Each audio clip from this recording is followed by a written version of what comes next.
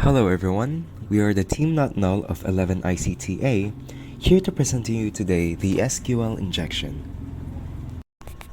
So what is an SQL injection? An SQL injection is a code injection technique that might destroy your database. It is also one of the most common web hacking techniques in the world. And in other words, it is a placement of malicious code in SQL statements via the web page input.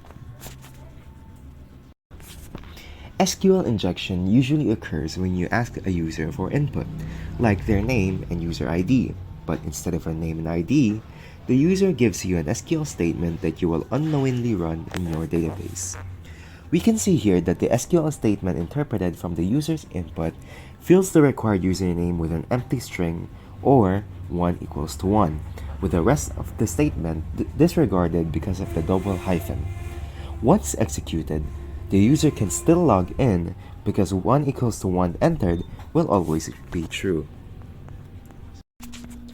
As mentioned earlier, SQL injections are one of the most common web hacking techniques.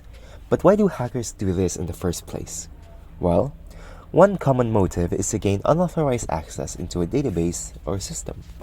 Another is that hackers may exploit SQL injection vulnerabilities to steal sensitive data from a database.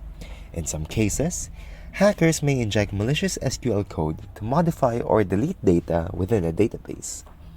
SQL injection attacks can be used to deface websites or leak sensitive information publicly.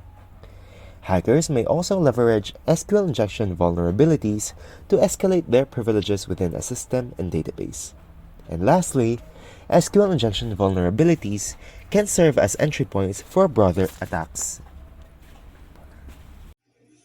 SQL injection based on 1 equals 1 is always true. If there is nothing to prevent a user from entering wrong input, the user can enter some smart input like this. User ID 105 or 1 equals 1. Then the SQL statement will look like this. Select asterisk from users where user ID equals 105 or 1 equals 1 semicolon. The SQL above is valid and will return all rows from the users table, since or 1 equals 1 is always true. SQL injection. SQL injection based on condition equal sign is a common technique used to exploit vulnerabilities in a web application that do not properly sanitize user input before constructing SQL queries. In SQL, so what does it mean by equal sign? A single equal sign is used for assignment. So when a web application fails to handle user input correctly and directly includes in a SQL query without proper validation, an attacker can take advantage of this vulnerability.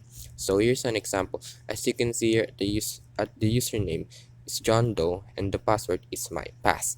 By injecting equal sign into a user input field, an attacker can manipulate the SQL query in such a way that the query always evaluates to true.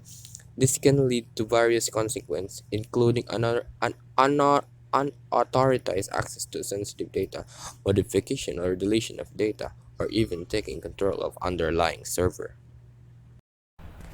Most databases, including the MS SQL Server, support batched SQL statements, wherein a batch of SQL statements is a group or of two or more SQL statements separated by semicolons. The SQL statement below will return all rows from the user's table and then delete the supplier's table. This is an example of a batch SQL statement. Let's look at the following example.